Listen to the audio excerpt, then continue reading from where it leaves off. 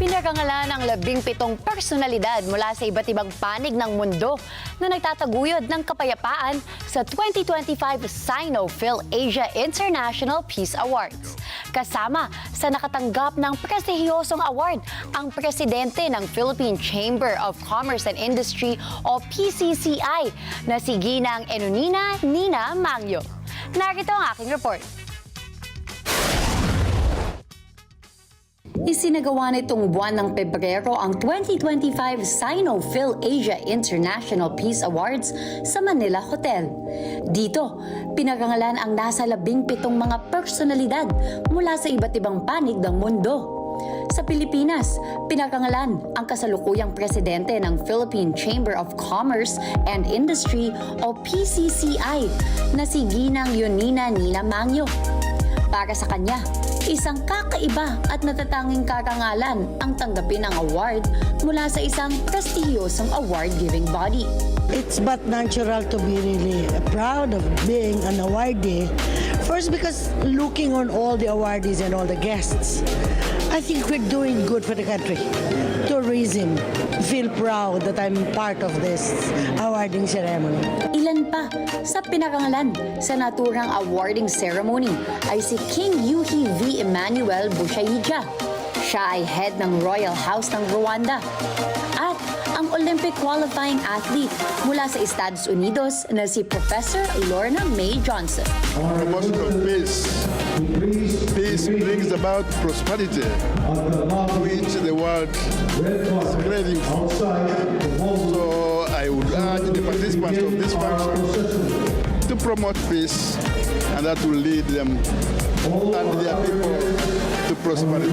I was actually born in Jamaica, grew up in Toronto, Canada, and went to the United States. I've traveled the world working with women and children all over the world.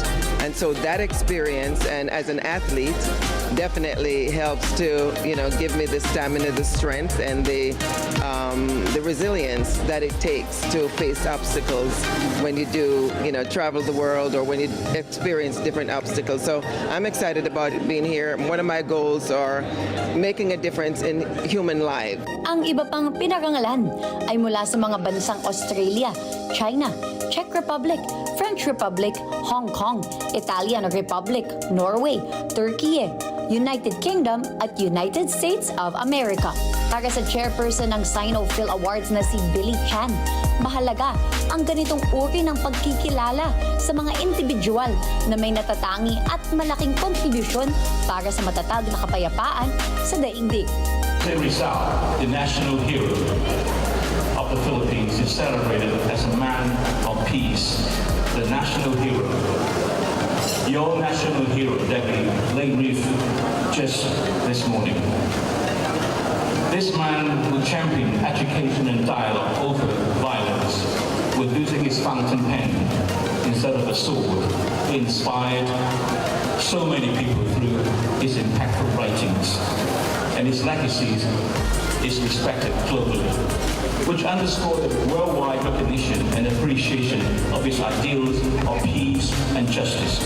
Binubuo ito ng iba't ibang individual mula sa healthcare professionals, industriya ng academics, artists, journalists, policymakers at philanthropists mula sa iba't ibang panig ng mundo na ang layunin ay mas mapalaganap pa ang kapayapaan at masimula ito mula sa individual patungo sa institusyon.